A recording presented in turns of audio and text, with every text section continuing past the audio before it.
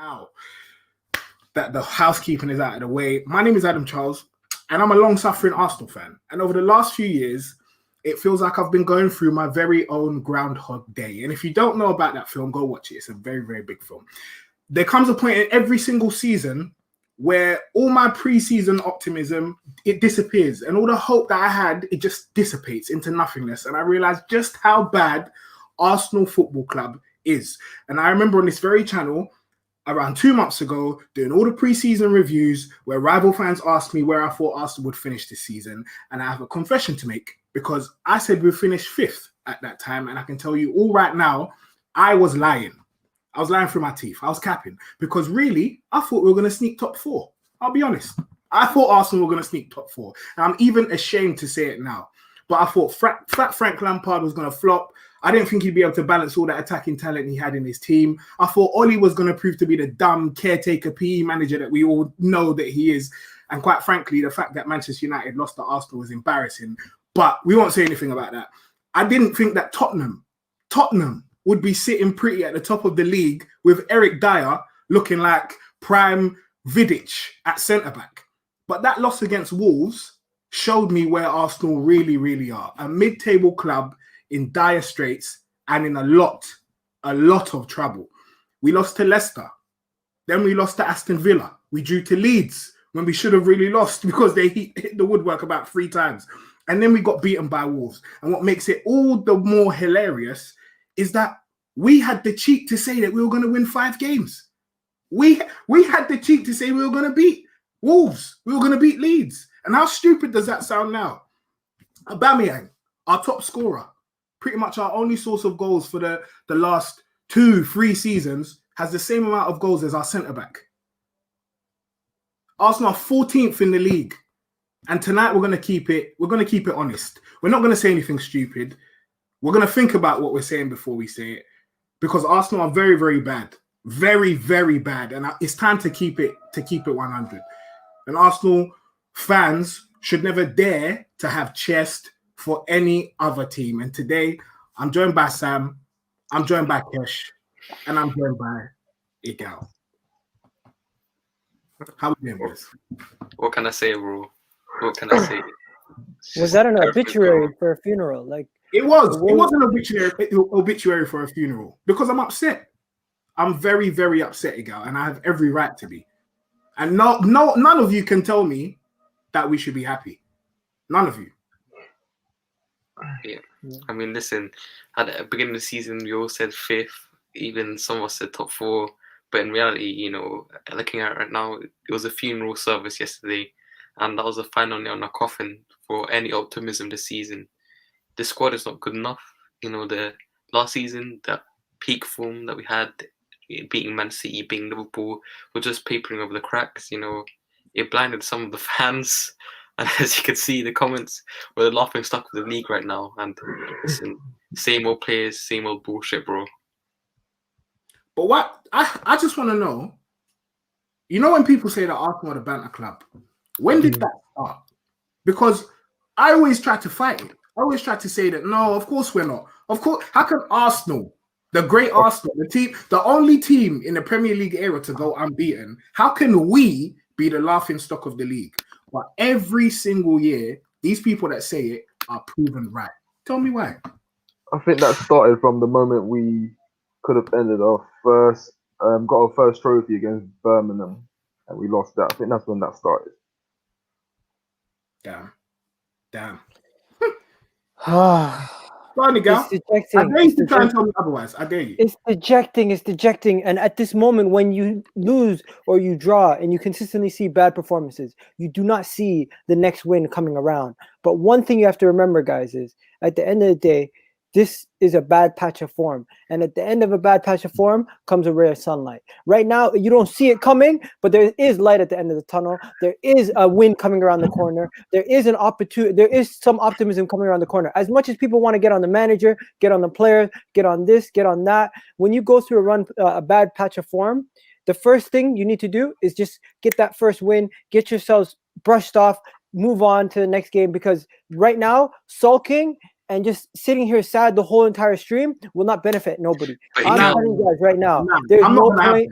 I'm not gonna There's no have point. the reason why I'm not gonna have it, Egal, is because you cannot tell every club at some point is gonna win a game. Burnley hadn't won a game until what, last weekend? They went 9 Fulham won games. a game today. Yeah. Fulham today. We're gonna win a game today. Of course, we're gonna win another game. Of course, there's gonna be a ray of sunlight at some point. It's Arsenal. We've got But it's decent deeper players. than that.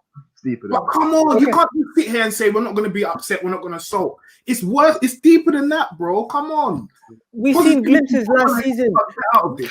But Listen, glimpses we've are not seen enough. glimpses. We've seen glimpses last season. You know what I mean? We've seen glimpses of hope for the future. We've seen glimpses from Arteta. We've seen glimpses of moments of brilliance that we could have held on to. But you know what? Right now, it's not going well. And when it's not going well, all you want to do is shout and scream and go crazy. But I'm not going to do that. I'm not that person. I'm always the person on the other end trying to figure out where we can find something. And you know what I think? I think Arteta needs to. We're going to get into what I think Arteta needs to do. But personally, I just think it's at this point I can't even say it's an overreaction. All I just got to say is we need to calm down. We can't.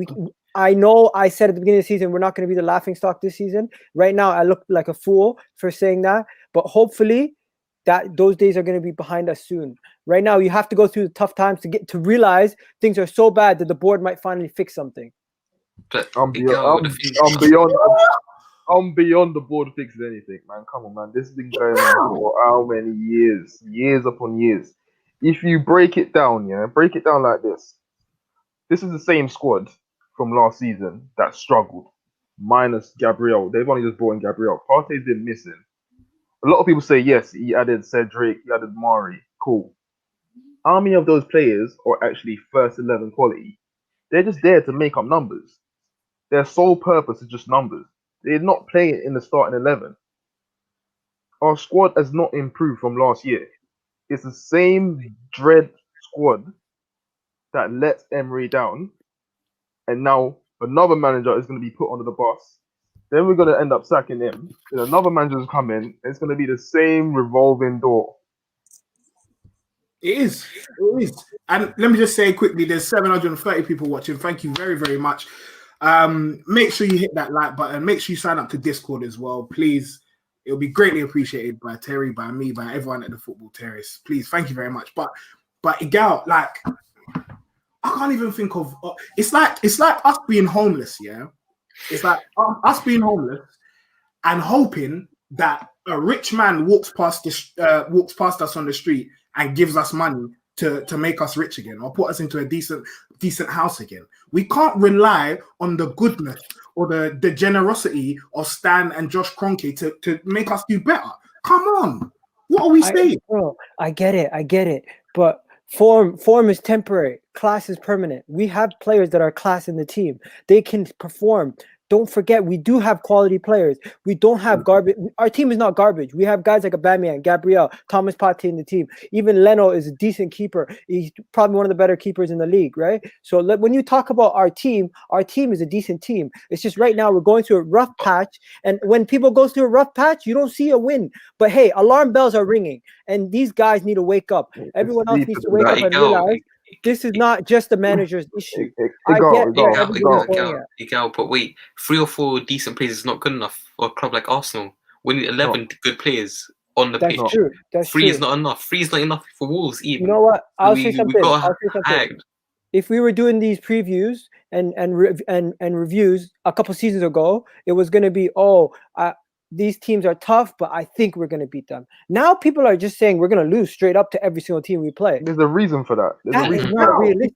There's a reason for it. Real, bro. We're being real. Like we had a conversation. We sat down. We looked at the next 5 games that Arsenal had, and we tried to be realistic. And believe you me, I'm a glass half full kind of guy. Look, I've got water right here, bro. This is half full, not half empty.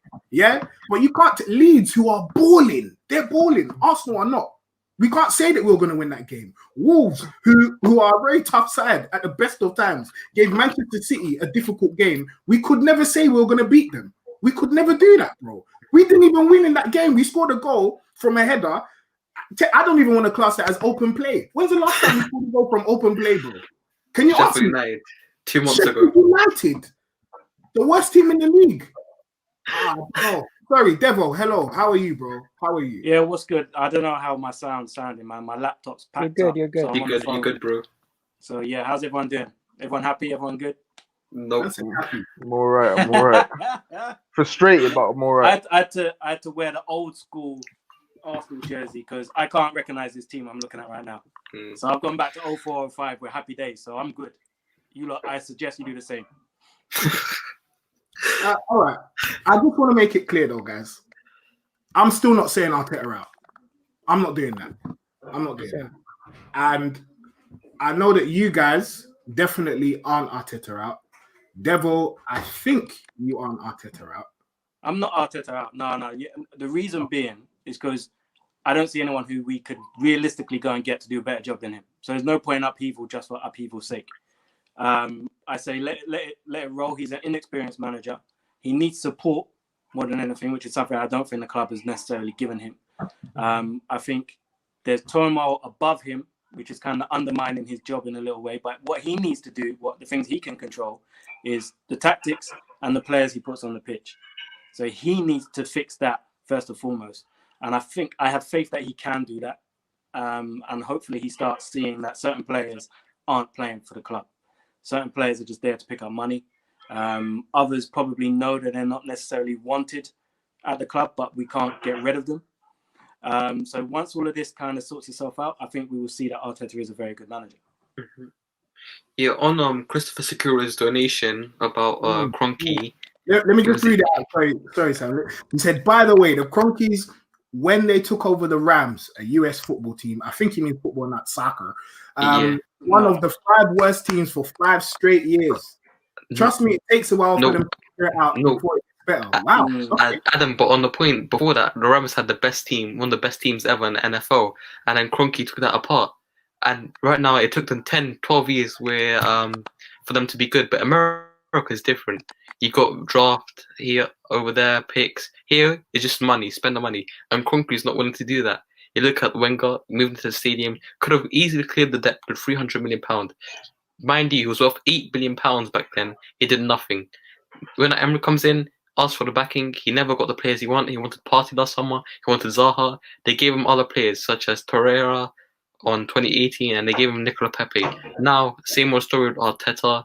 They're going Arteta asks for more money, they don't give it to him, and the fans tell the manager every single time. So we've got to look at our mistakes and turn our attention to Kroenke and the board. This is the real issue. If you look at what's coming out from Emery since he's been sacked, it shows you all the shit that's going on in this club. He's come out and said the players, one day they want to turn it on, one day they don't want to turn it on, and we can't install a winning mentality with players like that. You can't decide to go to work one day and decide you're going to do your job, and then the next day decide I'm going to slack off. You're not going to get anywhere with that. You really won't. You really, really won't. And what I love is that this is the first time we haven't had a DT or a league gunner on, and there's 874 people watching, which I feel like Kevin Hart right now. People have come to laugh at my phone. They really, really have. But you know what? You said something earlier. All of you that are watching, honestly. You said something earlier. You said something earlier. Oh, we can't be out here talking about other teams with our chest. I don't give a shit. My team can be doing terrible. I'm still going to come out here. I'm going to call it as it is. If your team shit and your team performs shit, I'm going to call it out. If my team does bad, I don't give a shit. I'm still calling you guys out for your performances. Don't ever bring it at me. I don't care. Why would you do that? I don't care. I don't care. I don't care. I don't care. You know why? Because, bro, win, lose, or draw, we're still going to get bantered. So you know what? Win, lose, or draw, other teams, even if you're winning the league, you can still get bantered for a dead player like Firmino. I think you got a point. Do you know what I mean? At the end of the day, if you're going to fling out shots, you've got to be able to take it at the worst times as well. Do you know what I mean? So I think you got a point. But at the end of the day, we are a laughingstock at the moment. And that's the reality of where we are as Arsenal fans. We're a laughingstock. People are literally telling us that we are too funny, that they feel bad about laughing at us because we are actually that shit. Do you know how poor that is? People are refusing to laugh at us because we're that bad.